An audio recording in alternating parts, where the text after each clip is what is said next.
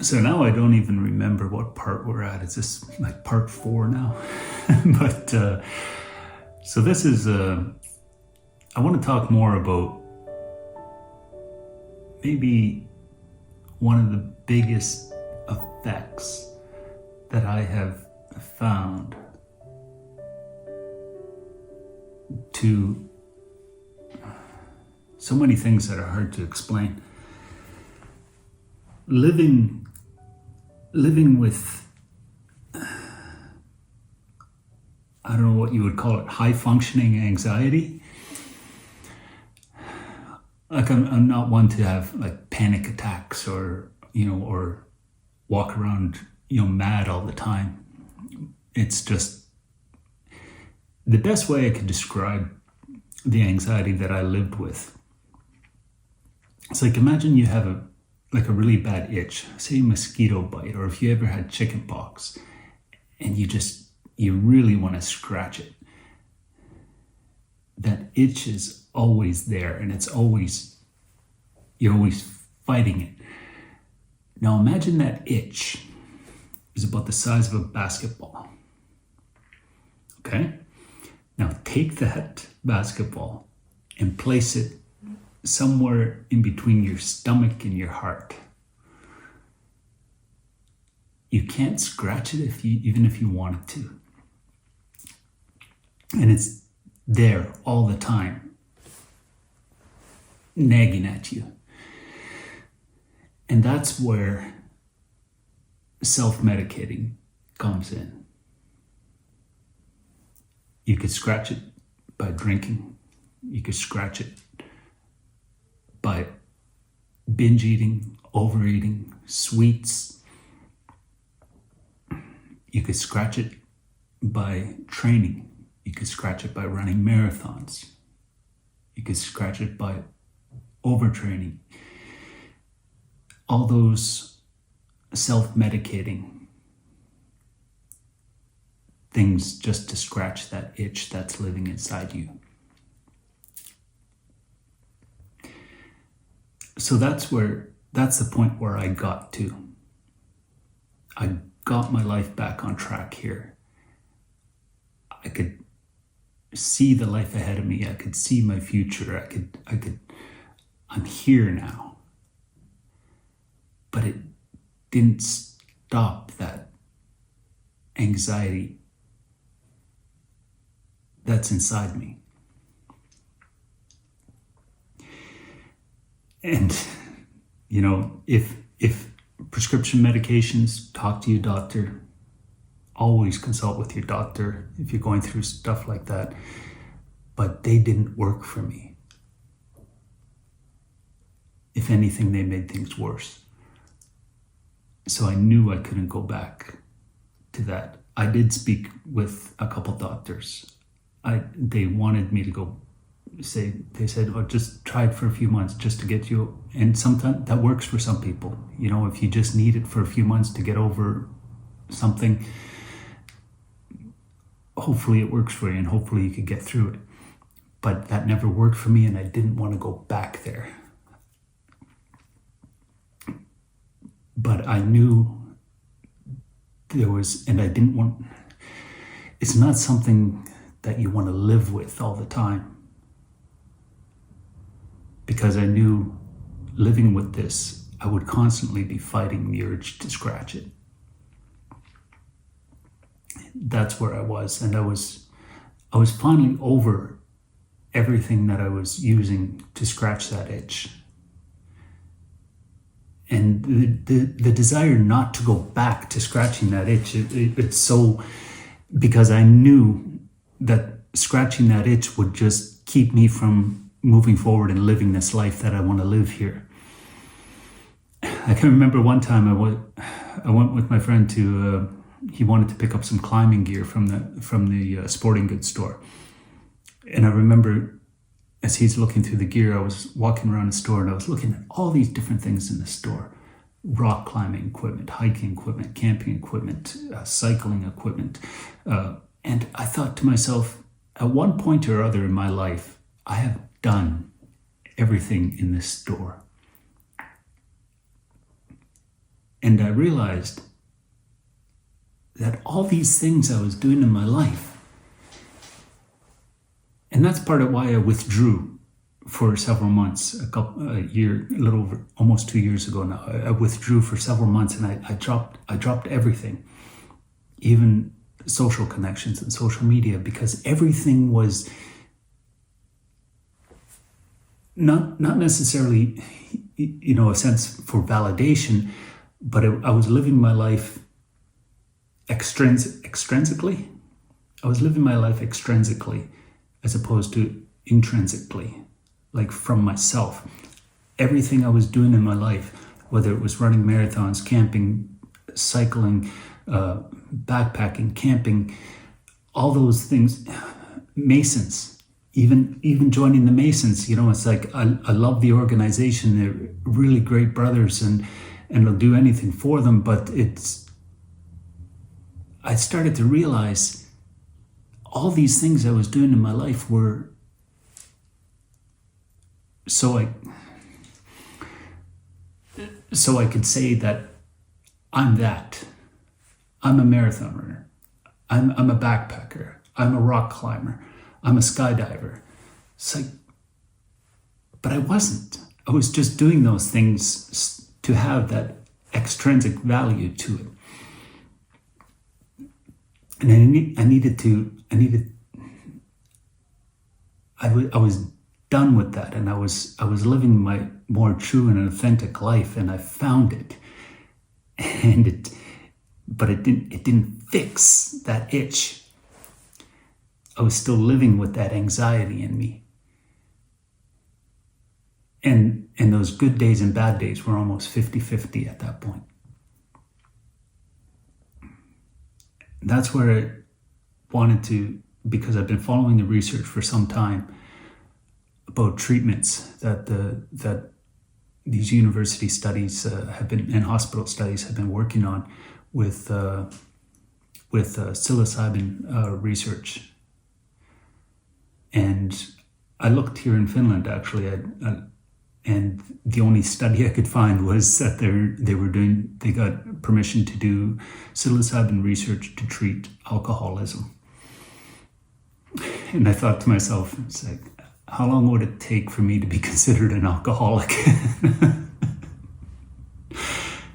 Sorry, maybe not a great joke. But I wanted to try something, anything, if it would help. If it didn't help, so be it.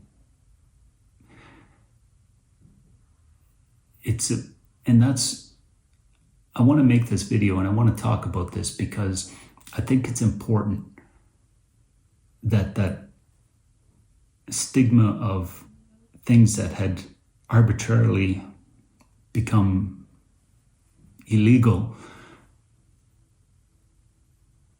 you can't throw the baby out with the bathwater, maybe. That if there could be benefits found in this and if it could help people, I think the powers that be need to realize that maybe there's something here, maybe we could help people. And that's why I want to come up with this and say that I never did drugs. So I was amazed when I started trying to find psilocybin mushrooms, magic mushrooms. I was amazed how hard it was to find them. And I was amazed how easy it was to find other drugs. I was offered so many different drugs that would be like, yeah, you could get it here, you could get it there, you could go get it there. And it's like, but it's like all these illegal drugs are so easy to find, except those psilocybin mushrooms, because they're so prevalent in society. People are doing them every day. And everybody's got their own demons that they're fighting. But I was on a different path.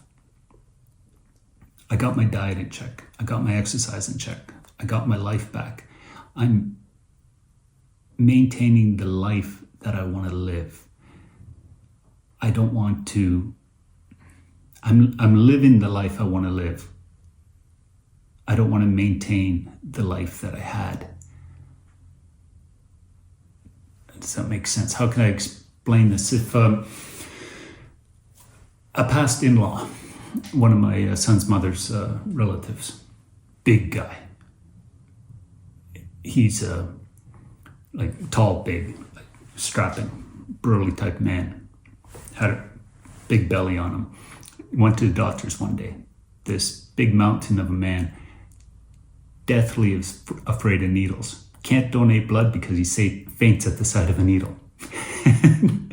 Doctor tells him one day, you're overweight, you're out of shape, you're pre-diabetic. You might have to start taking insulin, the needle. Scares this man healthy. He starts eating right. He loses weight like super fast, like his big pot belly that he had, like almost, what seemed like overnight was almost gone. But then the doctor offers him that, hey, we have this medication you could take that might help. So he starts taking that medication and he could go back to living the life he lived. Belly back. He's eating whatever he wants, drinking whatever he wants, living the life that he used to live. So he got this medication to maintain the life he was living, which was causing him to be pre-diabetic. And that's not what I wanted. I didn't want to maintain the life I was living. I wanted a better life. I wanted to live the life that I'm meant to live. So I think we put too much weight on medications and prescriptions. Like the doctor that I used to have that ran me through so many different medications, he didn't know what they did. The latest pharmaceutical rep came in and sold them to him, gave him free samples. They do the best they can, but I hope for future generations, they'll look back and think, oh my God, can you believe they did that? So following the research, Johns Hopkins University medical university in the States was a big one. And I was following that because they were treating people with PTSD. And the thing that got me was that it wasn't a medication that you would take daily type thing. It was just a treatment that they would do. And one round of treatments would relieve these people's PTSD symptoms for 3 months, 6 months to a year. For one treatment. You're not taking it every day. You're not living on this drug. You go in for a treatment and you're good. So I really wanted to see if that would help. And that brought me to eventually finding some mushrooms. What did I find? I managed to get my hands on about 17 grams of dried mushrooms. So with all the research that I did, I set myself up a protocol. I set my diet in check. I made sure I was exercising. I wanted to be in the best physical and mental state before self-administering this treatment the best I could. And I think the first round I did 1 gram. I laid in my bed. I put a blindfold on. I put earbuds in and listened to, I think it was Vivaldi's Four Seasons. Not much happened. Not much at all. I think, was it 1 or 1.5. I'd have to check my notes. I kept a journal of it all, but so I was a little disappointed in that, and maybe a little frustrated. But I started noticing over the next day. I started noticing that something's different. Something's very different. And one of the things they say when doing mushrooms or any psychedelics, I guess rule number 1 is don't look in the mirror.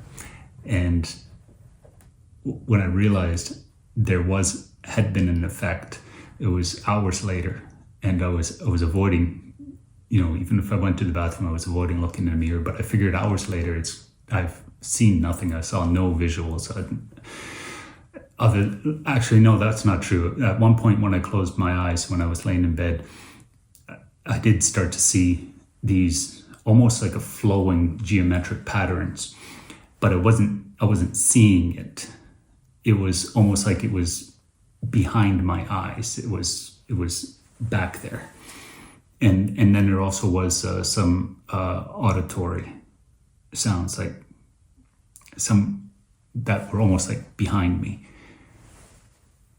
So yeah, there was something. But anyways, going back to hours later, when I finally said, yeah, it's fine, I can look in the mirror. But I looked in the mirror and I laughed, because when I looked at myself in the mirror, I was like, wow, who is that guy? I was like, damn, he's handsome. It was like I was seeing myself for the first time. And I was like, damn, I look good. It's like, I am freaking handsome. It's like almost like Marlboro Man type rugged handsome. And I was like, I couldn't grasp it. Thinking about it later, I thought to myself, I was seeing myself as I really was. Because I wasn't seeing myself through my anxiety. I was seeing who I really was. And that lasted. I don't know if it ever went away. Maybe I just got used to seeing who I really am now. But that first day of seeing myself in the mirror like that, it was just like, wow. So anyways, a week later, so I waited a week, and then I took a little bit larger dose. And that one, I don't know if I did something wrong where I had very little effects on that second dose. But, and I got a little discouraged over that. But I kept going. A week later, I did what you would call a hero's dose, 5 grams. And I remember I wrote in my journal that after that second dose, I wrote something that I was ready to face my demons. I wanted to really get down in that abyss and really face, and that I was ready to fight this. How naive, because I had no idea what I was in for. I took that third dose, the 5 grams, the hero dose, very large. But I figured it's not going to have that much of effect because the second dose I took of 2 grams had very little effect on me. I went and laid down in the bed. I didn't put music in because I didn't want distraction. I wanted to fall right into it, and fall I did. I was ripped from reality completely, and I was gone. I went to places that I don't even know where or when they would be. And I could have been gone 1,000 years. It wasn't scary in that sense. It was scary in the fact that I had no idea where or when I was. And I started to come back every now and then. but I didn't know how long I had been gone, or necessarily where I was, or what everything was around me. Very important, I had a trip sitter with me to make sure that everything was okay. But every time I came back to reality, I didn't know what had happened when I'd been gone, because I had no idea how long I had been gone or what had happened when I'd been gone. And at one point I said, if anything goes wrong, just leave and call the ambulance. But everything was fine from reality's perspective. Everything was fine. I was just laying in bed. But from my perspective, I was gone. It was, and I remember at one point, because I realized, okay, I'm in and out. And every time I was out, like, it was just like somebody might as well grab me by the shoulders and literally ripped me from the fabric of reality. And at one point I realized, here we go again. And I rolled over and I grabbed my pillow. And I knew it was my pillow, but I had no idea what a pillow was.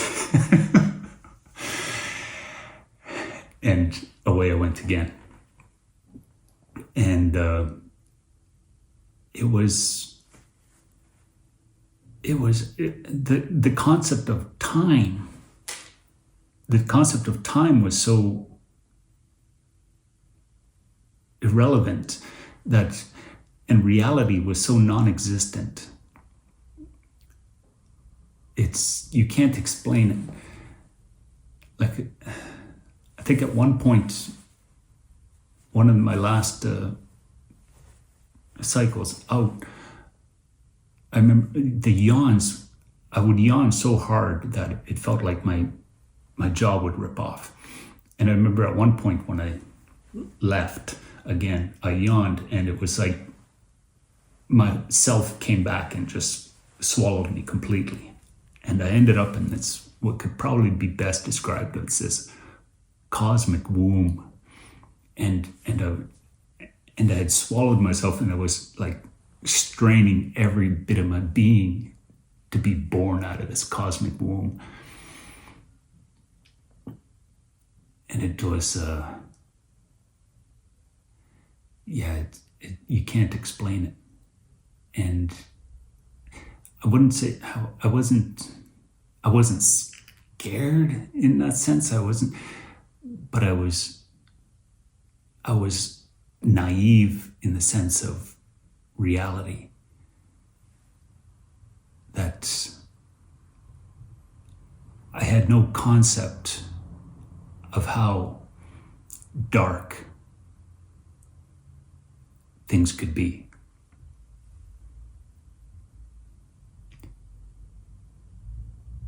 And that's where I said that I never feared hell before. Because, people think the idea of heaven and hell. Heaven, you go into this nice peaceful place, everybody's playing harps and white and pretty and everything. And you go to hell and there's fire and pitchforks and everybody's like, yeah, I'm going to hell anyways. It's like, our concept of hell isn't a concept in reality, because reality and time doesn't exist. And one of the other things that I found fascinating in relation to where I was in reality was if you try and remember a dream, you wake up and you say, oh wow, that was an interesting dream, and you try and remember it, and this dream was, you were in this dream and you had this whole dream, but when you wake up you can't remember it. You start remembering pieces of it.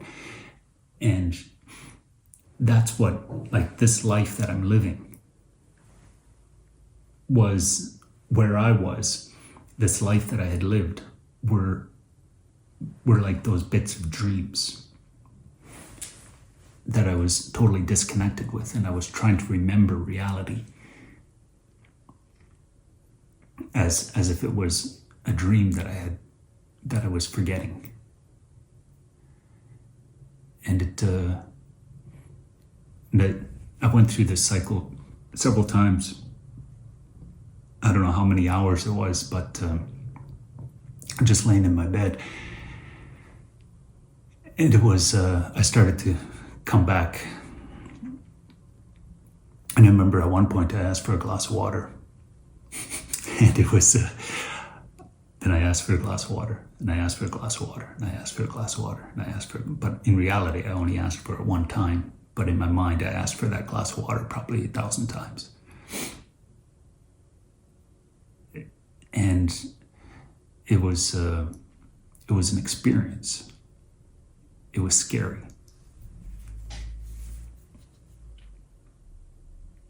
But the one thing, and I don't know, I didn't realize if it would have any effect. And there was days went by afterwards, and I tried to journal every day about, how things were changing. And there was a sense of lightness.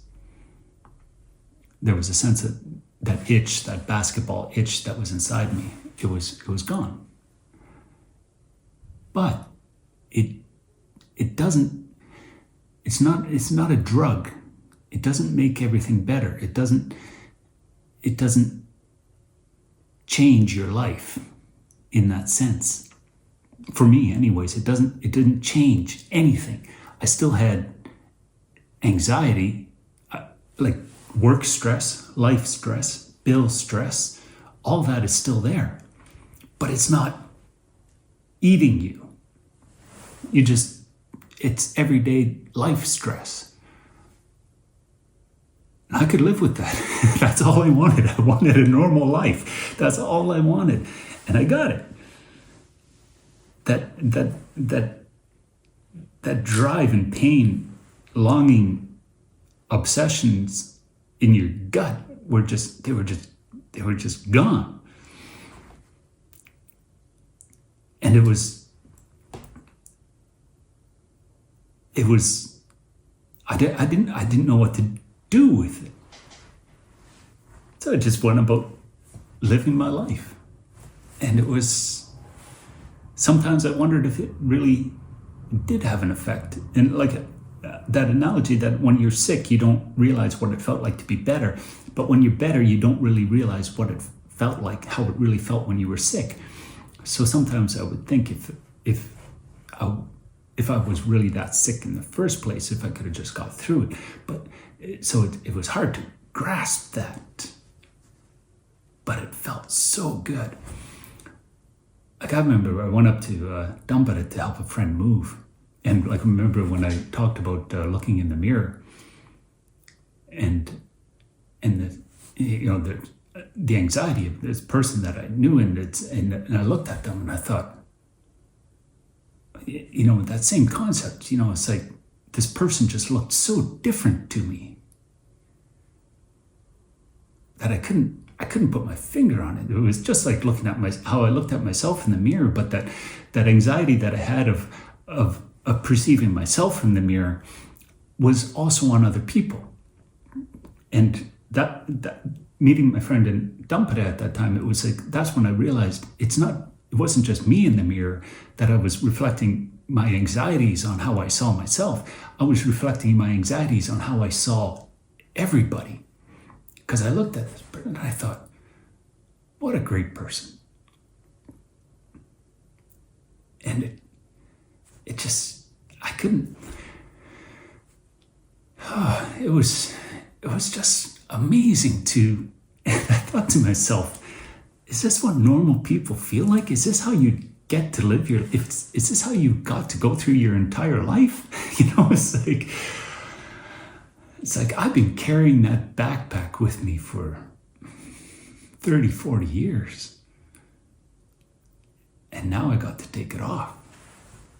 So yeah.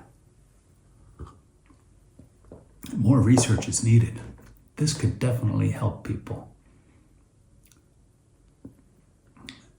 So I hope in the years to come, the powers that be will start to take note of this and help people. I don't know about people like helping alcoholics or helping other people with different ailments, but I know for me and my anxieties that I had, it's not a stretch to say it literally saved my life.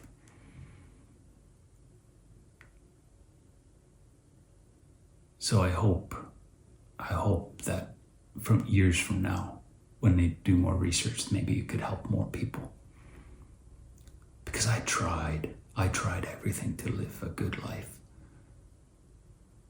but I couldn't shake that.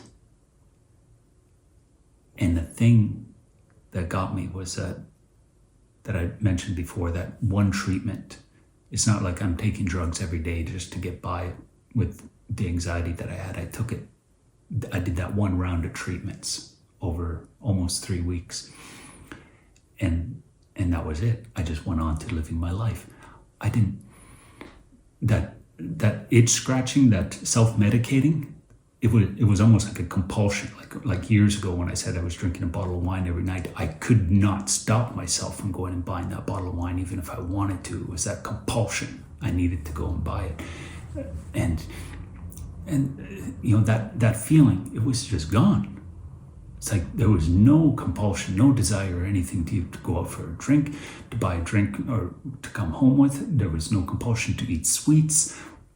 Any of those self-medicating behaviors that I had that had drove me and compelled me, it was just gone. It was gone. The habit was still there, where I would think, it'd be nice to have a couple glasses of wine. It'd be nice to go out for a few beers. And every now and then I'd go out for a beer with my buddies on Friday night or something like that. But the compulsion is gone. And I don't get it. But it's nice. I'll take it. So anyways, back to that one treatment. Over 9 months later, I remember sitting watching a TV show.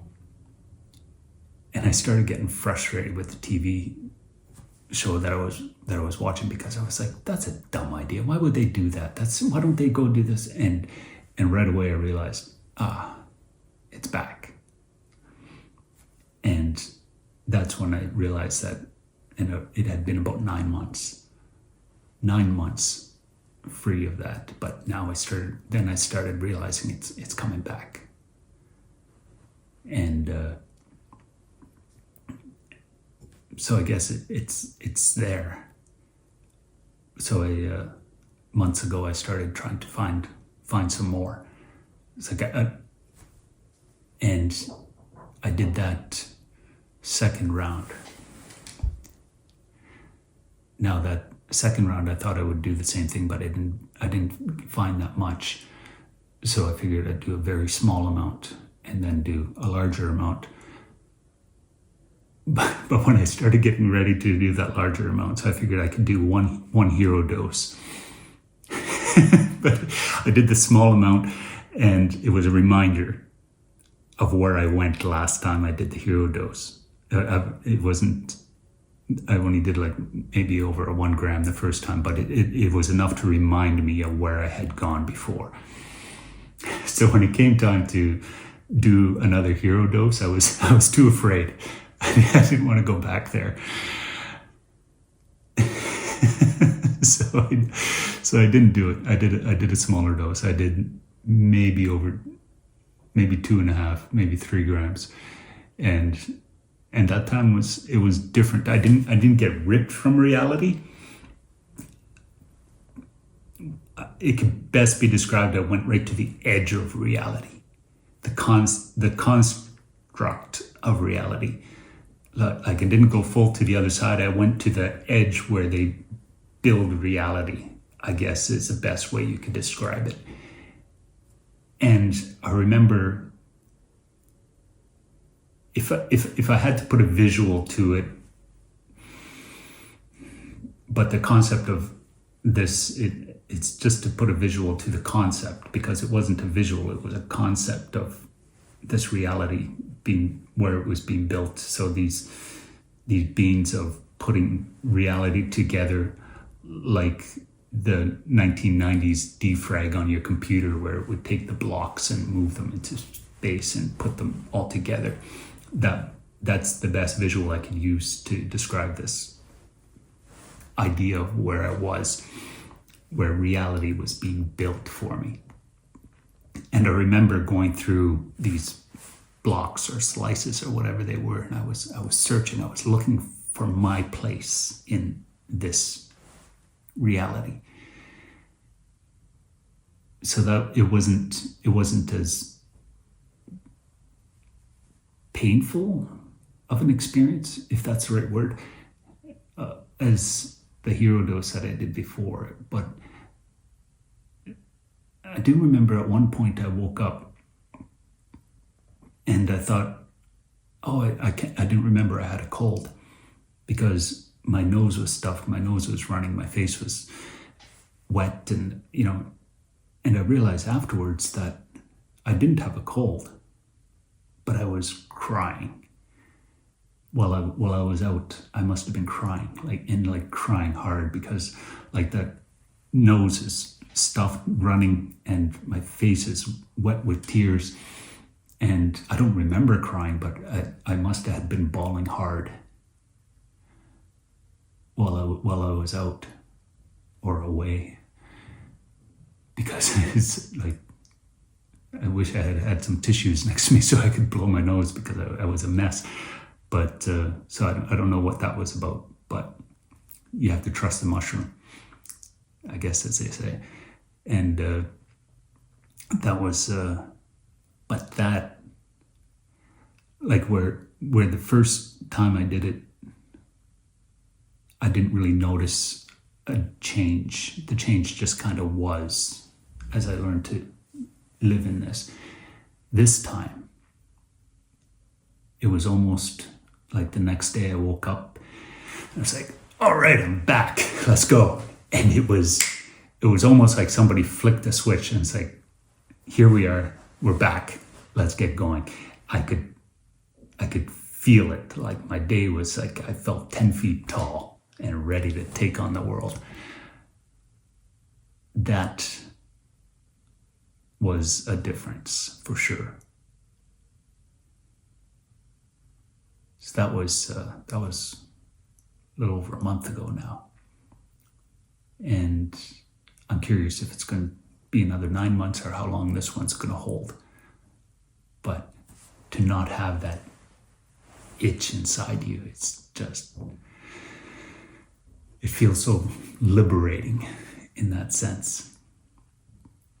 To not have to rely on medications every day, and you could just live your life the way you really wanted to.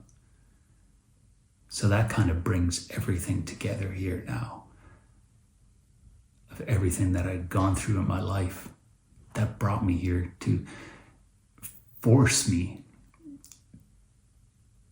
to fall into that abyss and that existential crisis that I had to go through over the last 2 years. I needed to go there in order to come to be myself, to be who I'm really meant to be in this life.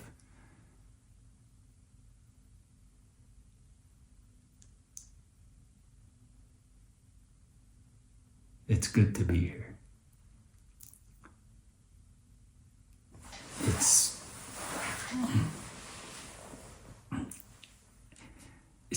you can't. I don't know. I don't know if it makes any sense to many people, because some people just seem to have their life in check and everything's fine. So I hope you don't understand what I had gone through. I hope you don't understand how painful it was.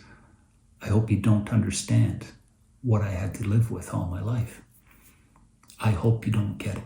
I hope you don't understand. I hope your life has gone and is going so well that I hope you think that I'm just crazy. And I hope you think that I just couldn't deal with things. I hope you think that. Because I hope your life is better than mine. I would never wish the life that I had to live on anybody, but I had to live it.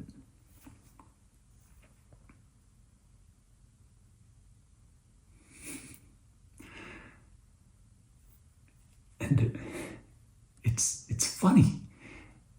It's so odd to be here. Like originally in that original TikTok video when I said I'm trying to be myself, but I've never been this person before. I'm trying to figure out how to be this person, this version of me. It's so new. It's so different from the life that I had lived. I'm still trying to fit into it.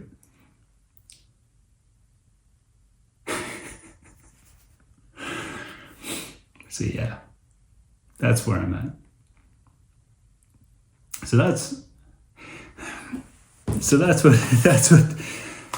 that's a long version of that interview. Actually, I've talked a lot more here than I ever talked in that interview. But I think in order for my idea of trying to be authentic in my life now, and I want to go back to social media. I want to go back to dating eventually. It's like I want to go back to all that, but I want to go back as who I am now. But I'm still learning. I want that all back. I want that to be part of my life, but I want to do it in the sense of who I am, not for all the unhealthy aspects that I used it before, how I used it before. So that's, I think maybe that's why it's important to maybe express and be very personal in these last few videos to let you know that I'm human. And I'm not just a persona that I had lived.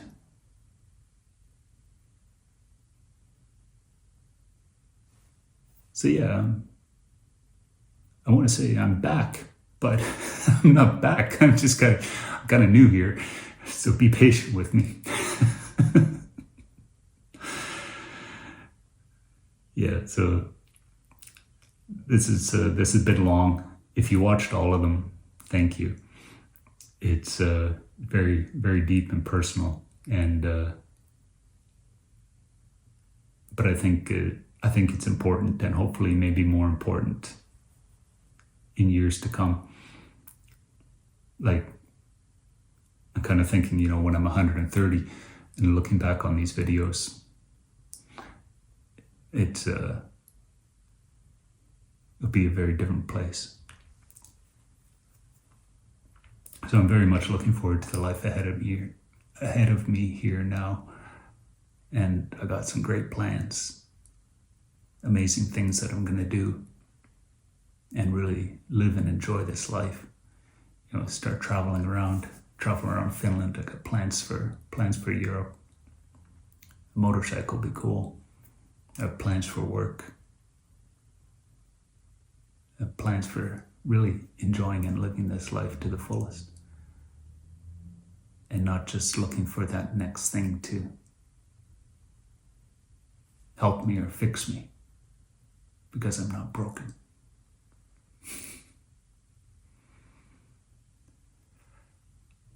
I wish you all the best and every happiness. And if you're in a place in your life that you're struggling, keep fighting, keep going. When I said that I still have bad days, but that's okay. I used to have bad weeks. In my depths, I had to narrow that down to 20-minute blocks. I would say, just get through these next 20 minutes. Just get through that. And then do the next 20 minutes, do the next 20 minutes. It's like, break down those steps to as small as you need to get by, and keep going, keep fighting. And eventually you get through that 20 minutes and get through the next 20 minutes. and just keep moving forward. Break it down as small as you have to, but just keep going and keep fighting, keep getting better. Because there's a really great life on the other side. Thanks so much. I hope you have a really fantastic day.